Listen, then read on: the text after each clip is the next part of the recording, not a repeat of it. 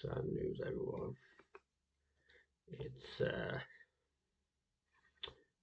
not legal to murder Welsh people in commentary. But anyway, welcome back to another episode of For the Day, where I'm going to be doing an episode every single October, and no one's going to be watching them. Boo. But this episode is going to be another reading episode. Why? Because, God damn it, I want to read. Actually, no, I might not do a reading one today. I might do a reading one tomorrow. Today, I'm going to talk about a movie I saw for like the 50th or so time yesterday. I'm going to turn on my light because I think needs a bit more lighting. I think. The movie is Michael Mann's Manhunter. I'll be reading Stephen King tomorrow. Okay, so Michael Mann's Manhunter was a first adaptation of Hannibal Lecter. It was kind of, I mean, it was a movie that kind of was very before its time. It was a movie that, I mean, honestly, yeah, of course, it was a cult. Of course, it's a cult film.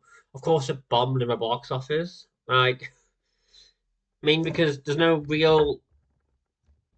You don't. Some films, and some films, you can tell they're going to be a box office bomb, but you can also tell they're very good. You don't need to be a hit of a box office to be good. Just look at the Avatar films, but Avatar films fucking gobshite, but make huge money. Whereas, of course, like Michael Mann's Manhunter was. I keep on calling Michael Mann's Manhunter when it's just called Manhunter. Um, but I'm going to still call it Michael Mann's Manhunter because I call it Michael Mann's Manhunter. But Michael Mann's Manhunter, of course, was going to be like a box office like bomb. I don't think it's going to make that much or even like be that big of a hit. I mean, because I'm not entirely sure. If you look at it through the 1980s viewpoint, if you look at this through a 1980s viewpoint, why would someone watch a good, long, nice little? It's like Beau was Afraid. Why would someone watch like a 2 hour forensic like drama based on a book no one's really heard of? Yeah, keep in mind this was the first Hannibal Lecter film, just before Silence of the Lambs, just before the Night One, and it also didn't really have. It has a bunch of names, but it doesn't really have a bunch of like big names. You know what I mean? Like it's the actors. You know, it's people like William Peterson, Dennis Farina, Kim Grease, Joan Allen, Tom Noonan, Stephen Lang, Chris Elliott, Frankie Faison. You know what I mean? Not then it, yeah, the names, but they're not real like names. You know what I mean? I guess you can see it's from the director of Miami Vice, created Miami Vice. You can see like that was a big hub, but I'm not really entirely sure exactly who it was for. But and so saying I've seen this film like 10, 15 times. I freaking adore the film. I love Michael Mann's Manhunter. Basically, the plot of is always interesting because they kind of took out the fact Hannibal Lecter was a cannibal. Hannibal Lecter isn't really like a confirmed cannibal in this film, which is interesting. And I think they also changed a few lettering around. So Dollaride changed, letters changed. Has a really good soundtrack, really great soundtrack involved, but it's a great soundtrack. You can tell it's by the Miami Vice creator because it's kind of filmed with like Miami Vice episode and it's based. I think you can even tell if you. I know Michael Mann wasn't involved at this point, but I think to really get into understanding what um, Manhunter is like, it's good to go back, watch Miami Vice series. I think it's for series 3 or series 4, Shadows of a Night, which is a Miami Vice episode, which is very much kind of like similar to Mindhunter, and you can see why the studio executive wanted Don Johnson to play Willie Peterson's role because the Manhunter's character Will Graham in Manhunter very similar to Sonny Crockett's role in Shadow of the Night, where he plays this guy who gets too far into surveying and like criminal profiling this thief. Shadows of the Night is less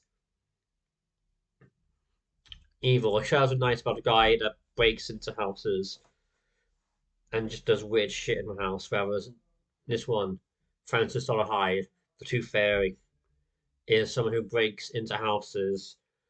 He sees these people who he works as like works like one of it's like one of our photo he works like a photo place, and he sees these people, he sees these families, and he wants this family, he wants to be part of a family,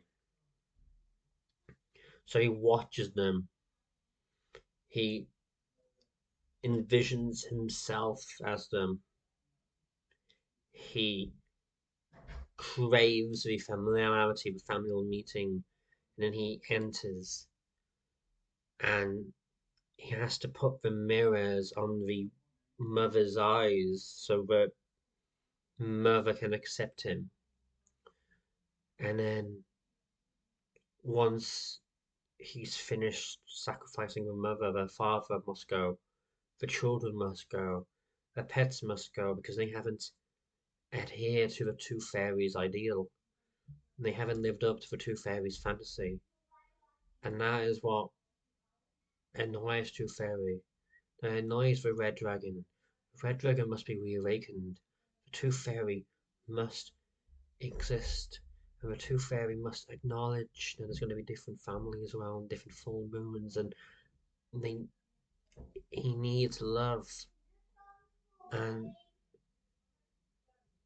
if they don't accept his love, they don't accept his life. They don't accept his life, they don't accept their life.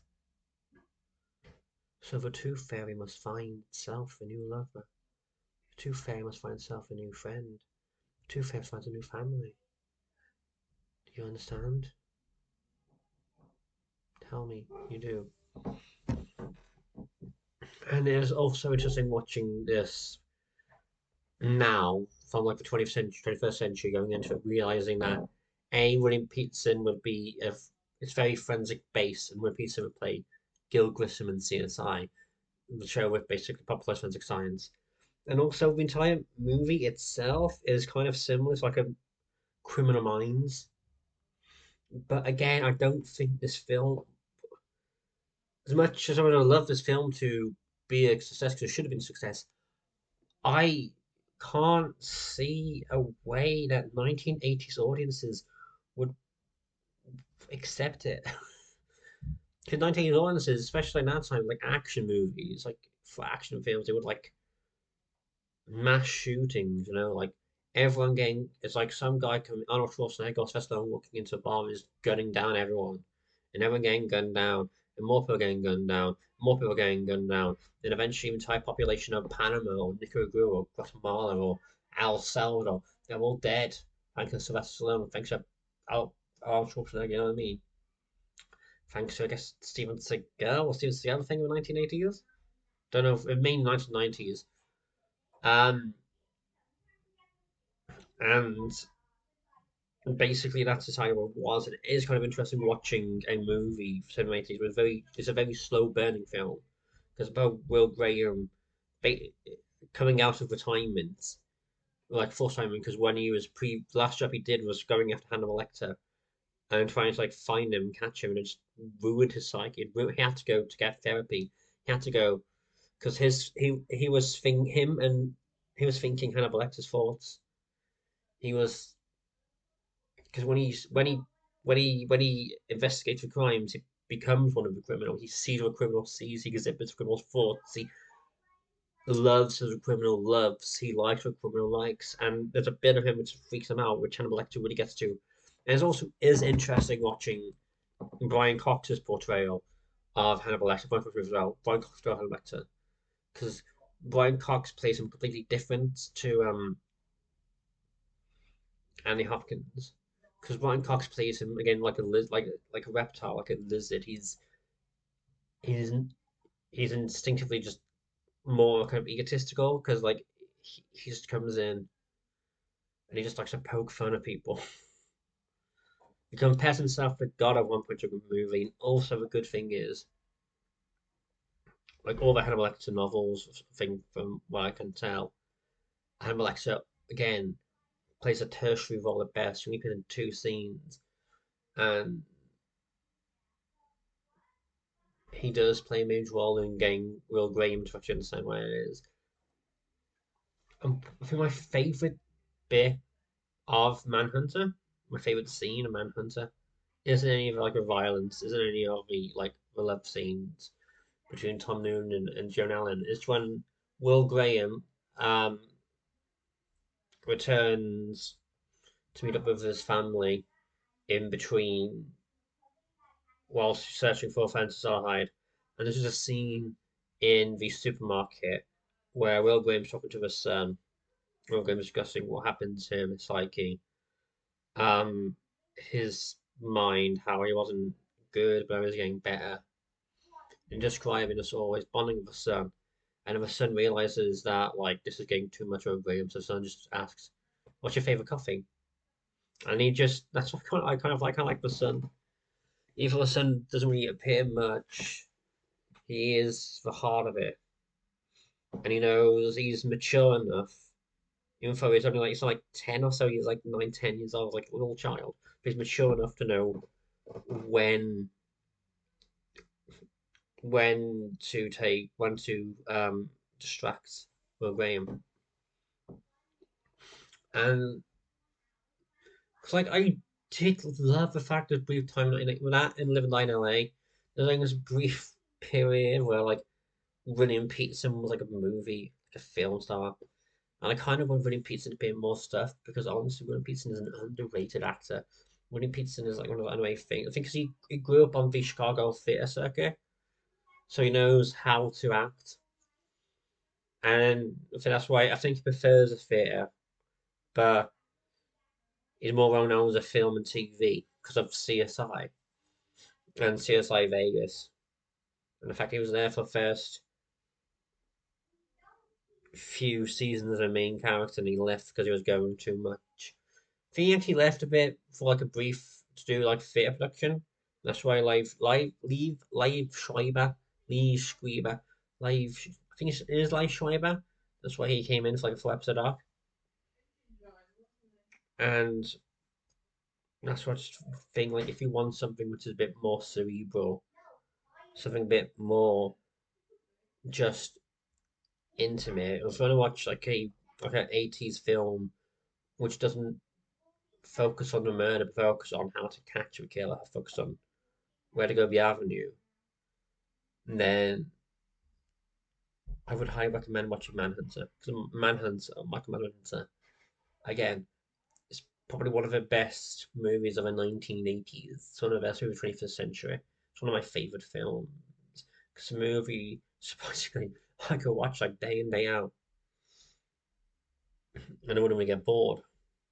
But yeah, this film was all about Manhunter, about how, because again, it did revolutionize the way it was. Like, it's one of those films which bombed at the box office, but became more of a cult classic, and people rewatched and repraised and realized exactly what I had going for the fact that, again, this movie is essentially just like a Miami Vice take on like Criminal Minds. Like if Criminal Minds was made during the 1980s, it would be Manhunter. And it's not as graphic. So if you're squeamish about like blood and guts and gore, it's not like the Anthony Hopkins Hannibal Lecter series. It's not like gravitating towards the violence. It only does what should be seen.